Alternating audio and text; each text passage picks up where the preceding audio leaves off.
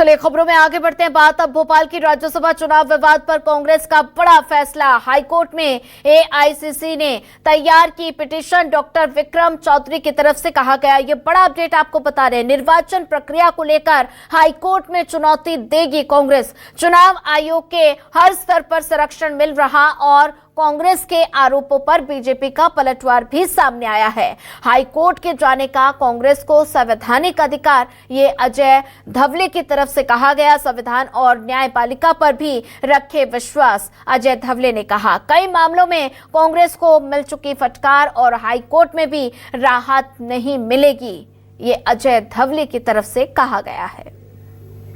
देखिए, मध्य प्रदेश कांग्रेस को और देश की कांग्रेस को ये सोचने की आवश्यकता है कि कोई पहली बार नहीं है सर्वोच्च न्यायालय से उन्होंने डांट फटकार खाई है। चाहे इलेक्शन कमीशन ऑफ इंडिया के ऊपर हो, एसआईआर के ऊपर हो, बार बार कांग्रेस सर्वोच्च न्यायालय जाती है और मुक्की खाती है। कल के भी जो प्रकरण में माननीय सर्वोच्च न्यायालय ने बहुत स्पष्टता के साथ में जब कहा कि एक बार इलेक्शन प्रोसेस स्टार्ट होने के बाद में हाईकोर्ट और सुप्रीम कोर्ट उसमें इंटरवेन नहीं कर सकता आर्टिकल 32 के तहत।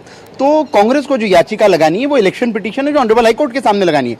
यदि वर्तमान में भी कांग्रेस इसी प्रकार की भूल करेंगी, जो चुनाव याचिका है वो दाखिल करके मीनाक्षी नटराजन जी, उनको जो ग्रीवांस है वो उनको जो तकलीफ हुई है उस तकलीफ के बारे में उनको जो उनकी जो प्ली है वो वैसे होनी चाहिए, नहीं तो फिर से हाईकोर्ट से याचिका खारिज हो जाएगी।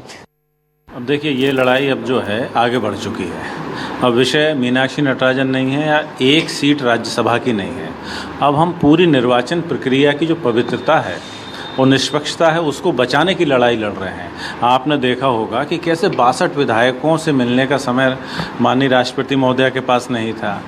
हमारा जो भावना थी उसको किसी भी तरह सुप्रीम कोर्ट ने एंटरटेन नहीं किया है। उन्होंने कहा कि आप हाई कोर्ट चले जाइए। तो इससे दिखता है कि किस तरीके से निर्वाचन आयोग कंप्रोमाइज्ड है और उसको चारों तरफ से संरक्षण भी मिल रहा है। तो अब जो लड़ाई है वो एक सीट की नहीं है। कांग्रेस की लड़ाई इस देश को बचाने की है और इस देश की जो संवैधानिक संस्थाएं हैं उनको बचाने की है।